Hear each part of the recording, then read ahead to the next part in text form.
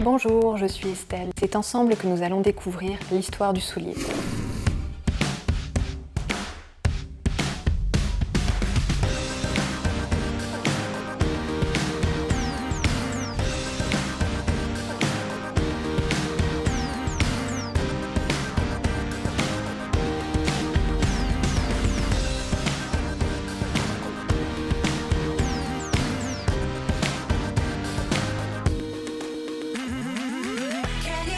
Dans Histoire de souliers, nous allons explorer l'univers de la chaussure féminine, de l'escarpin à la ballerine, en passant par la chaussure compensée, les bottines, les bottes, les Mary Jane, les cuissardes et toutes les autres.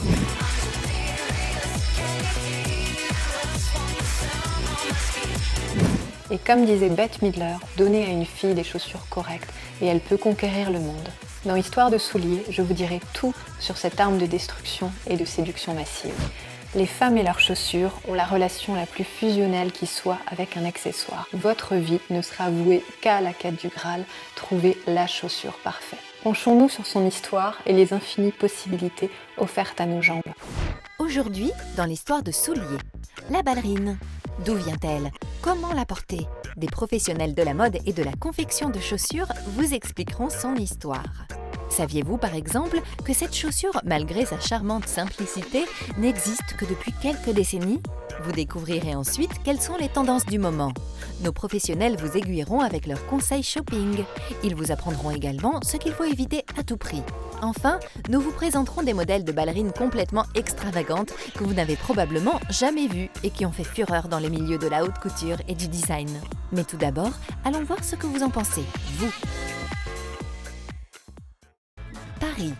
C'est au cœur de la capitale de la mode que nous sommes allés enquêter pour savoir ce que vous pensiez de la ballerine.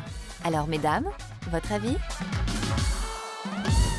C'est confortable, ça peut être joli et ça va sur toutes les saisons finalement. Enfin un peu moins en hiver mais voilà, la ballerine, oui j'en mets assez régulièrement.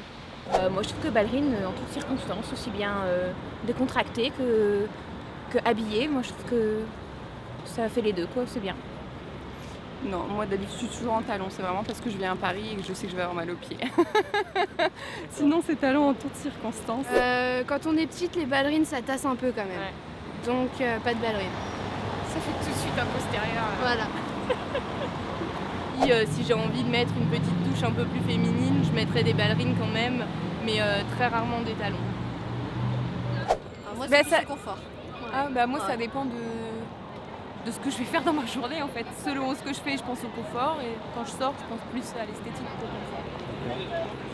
Ah moi je suis sur confort.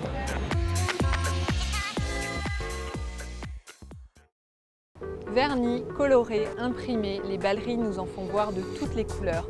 On les trouve à tous les prix, dans toutes les matières. Certains modèles s'embourgeoisent même d'un discret petit talon pour gagner de la hauteur. Des marques ont même réfléchi à créer des modèles pliables pour pouvoir les avoir sur soi en permanence. Sans aucun doute, la ballerine fait partie des modèles de chaussures qui font la mode des années 2000. Voyons maintenant comment la ballerine est née et comment la porter.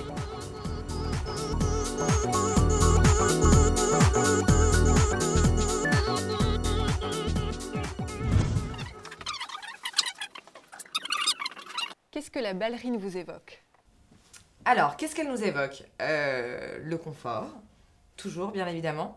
Mais c'est vrai que la ballerine a été un petit peu mise à l'écart ces derniers temps. Mais si la ballerine est bien revisitée, bien accordée avec des côtés un petit peu fous, etc., on peut être à la pointe de la mode, à plat, donc on peut gambader, etc. On n'a aucun problème de talons si vraiment les talons nous font peur.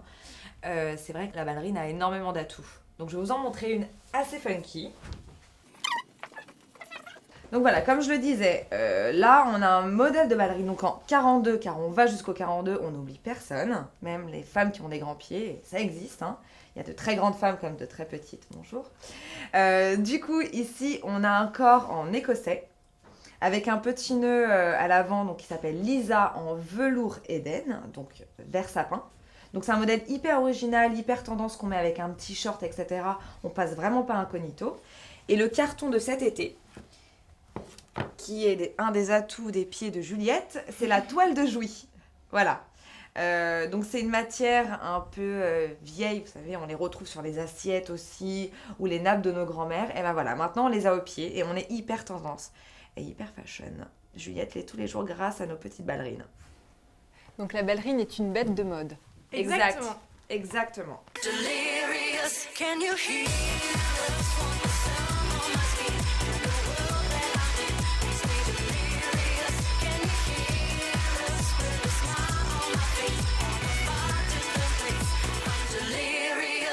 La ballerine est effectivement au cœur de la tendance et elle ne se démode pas et ne se démodera jamais parce que c'est vraiment une chaussure très confortable, facile à porter et pour tout aller. Et c'est vrai que les danseuses étoiles ont lancé la ballerine qui s'est vraiment vulgarisée maintenant. Tout le monde porte des ballerines, jeunes ou vieux. Celle qui m'a le plus marqué, c'est la ballerine de danseuse. Bon, et après, on les a fait en plusieurs versions par rapport à leur confort, mais les ballerines de danseuse, oui, c'est vrai.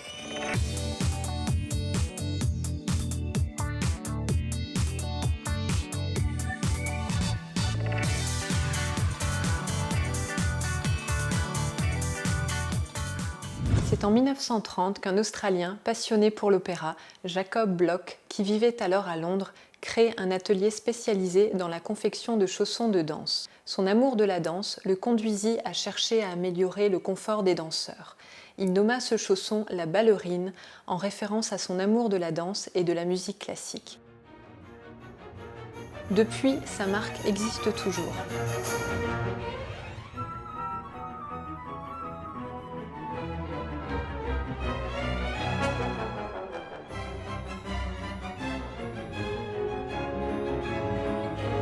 Jacob Bloch n'a pas inventé le terme ballerine, qui lui est apparu autour du XVIe siècle et désignait à l'origine une danseuse professionnelle de ballet.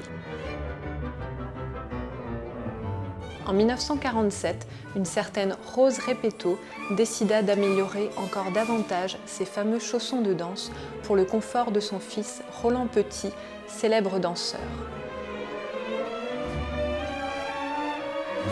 La grande valeur ajoutée par Madame Repetto fut de développer une nouvelle technique de couture de la ballerine en cousant la semelle du chausson à l'envers, technique qui deviendra universelle par la suite. À Paris, Roland Petit devint si populaire et par extension, l'engouement autour de ces fameux chaussons de danse fut si fort que l'usage des ballerines toucha tous les types de danse pratiqués.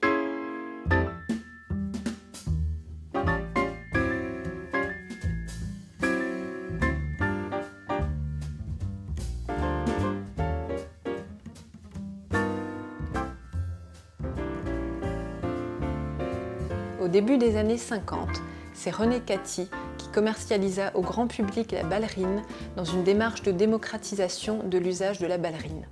À la fin des années 1950, la ballerine devint presque omniprésente dans le paysage audiovisuel et cinématographique grâce à une jeune actrice nommée Brigitte Bardot dans le film culte « Et Dieu créa la femme ».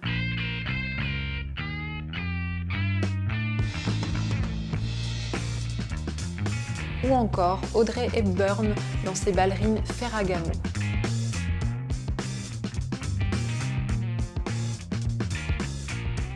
Les ballerines devinrent alors de vraies chaussures de ville et toutes les jeunes femmes souhaitèrent en porter. Encore aujourd'hui, les ballerines tiennent haut le pavé dans nos placards à chaussures pour leur confort et leur style élégant.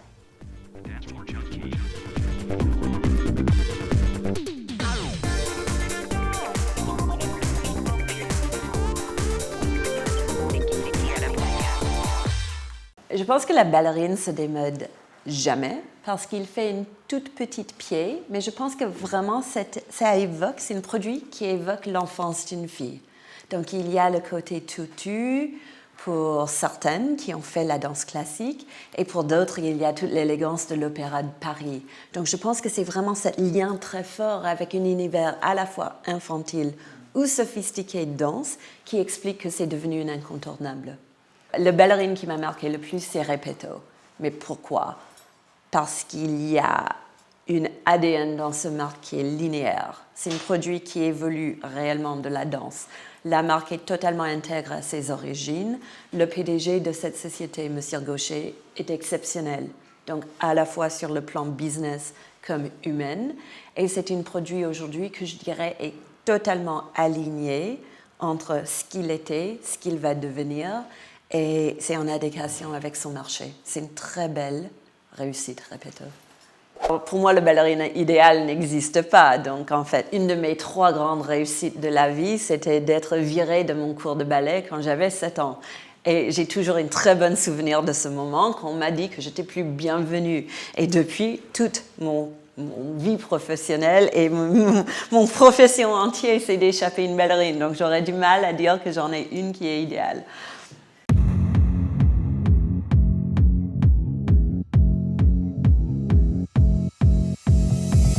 Que la ballerine vous évoque? La ballerine, c'est la petite paire de début de saison finalement, qu'on décide de mettre quand on ne sait pas quoi mettre, qui est confortable, qu'on enfile avec tout n'importe quoi. Tiens, je vais mettre ma petite ballerine parce que je sais que je suis bien dedans, parce que c'est toujours des matières très très très souples. Donc l'avantage, c'est que on trottine toute la journée. Et puis à la fois, aujourd'hui, on arrive à faire des produits quand même qui sont élégants, qui sont en même temps un petit peu plus flashy, du fait que c'est simple, parce qu'il n'y a pas de talons, et on peut se permettre d'avoir des couleurs, des matières, de jouer un petit peu sur ces différents aspects pour avoir quelque chose quand même d'un petit peu plus pointu et un peu plus tendance. Donc nous, la ballerine, c'est quelque chose qu'on refait chaque saison. On essaye de les revisiter avec le fluo, avec parfois des couleurs un petit peu plus classiques, mais toujours en essayant de mixer. En essayant de changer aussi le fait qu'elle soit échancrée pour la rendre un petit peu plus féminine. La semelle c'est extrêmement important, toujours une semelle extrêmement souple, parce que c'est ça finalement qui fait qu'elle va durer et puis en même temps qui fait qu'on va être aussi bien chaussé que ça. Donc la ballerine ne se démodera jamais? La ballerine est un éternel recommencement. Il y a un moment où elle a été classique, on la voyait presque plus et puis disons que ça fait depuis 2-3 ans, elle est revenue extrêmement fort et puis voilà, aujourd'hui ça fait partie intégrante quand même de notre collection. Depuis des décennies, on arrive toujours à quand même innover avec des mélanges de matières, de couleurs, avec des semelles toujours un petit peu plus innovantes et surtout en essayant de les rendre encore plus confortables. La fabrication, elle est vraiment artisanale. Nous, on essaye toujours dans nos ateliers en Italie d'avoir des produits dans les meilleures poceries et vraiment de sortir un produit qui soit original, mais passe-partout. Voilà, c'est vraiment ça qu'on cherche.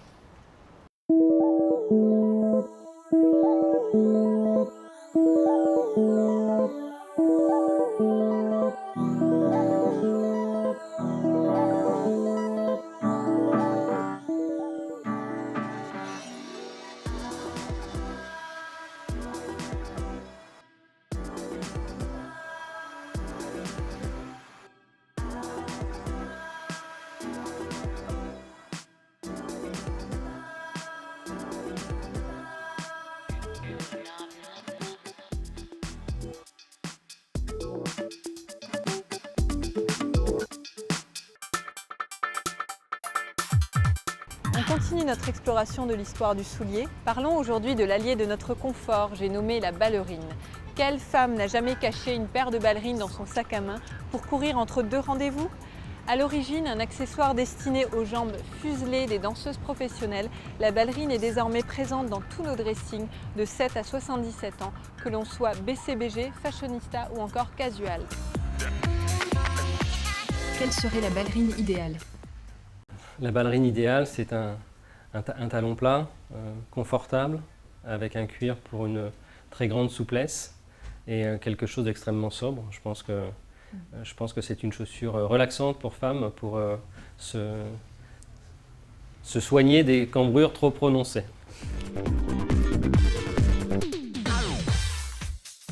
Chaussure du quotidien par excellence, la ballerine aurait a priori tendance à moins se prêter aux expérimentations des créateurs en tout genre. Trop simple, trop plate. Et pourtant, certains créateurs explorent le côté petite fille, le caractère régressif de la ballerine, et parviennent comme toujours à nous surprendre avec quelques idées hors du commun. Ainsi, Marc Jacobs joue avec l'aspect arrondi de la ballerine, qu'il décline en forme de souris en variant les matières. Voici quelques chaussures de sa création. Plutôt mignonne, non ? D'une autre manière, Vivienne Westwood, dont certains modèles furent élaborés en collaboration avec Melissa, travaille le caractère régressif de la ballerine, en l'associant à une matière plastique qui n'est pas sans rappeler les fameuses méduses de notre enfance, mais toujours avec la touche punk excentrique qui fait sa notoriété. Par ailleurs, Lou Boutin démontre de façon remarquable que la ballerine peut aussi être chic. Avec des modèles bijoux, à strass, modèles aux formes et aux découpes plus évocatrices de la femme adulte, tels que le bout pointu que l'on a l'habitude de voir sur l'escarpin par exemple, en rupture avec le côté petite fille communément associé à la ballerine. Mais Lou Boutin propose aussi un modèle qui s'inspire des origines de la ballerine, avec un talon complètement improbable qui rend hommage aux danseurs travaillant leur pointe. Il y a fort à parier que seules des danseuses professionnelles sauraient se chausser ainsi. Enfin, dans un tout autre style, Prada conçoit des ballerines à la couleur et au textile très doux, qui rappelleraient presque des chaussons, prouvant que le principe numéro 1 de la ballerine est bien le confort au quotidien.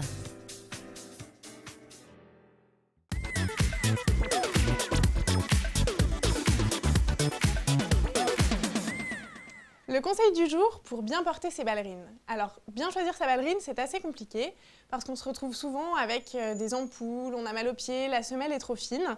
Donc, il faut bien faire attention d'avoir une semelle épaisse pour ne pas sentir tous les graviers qui vont se placer sous les pavés.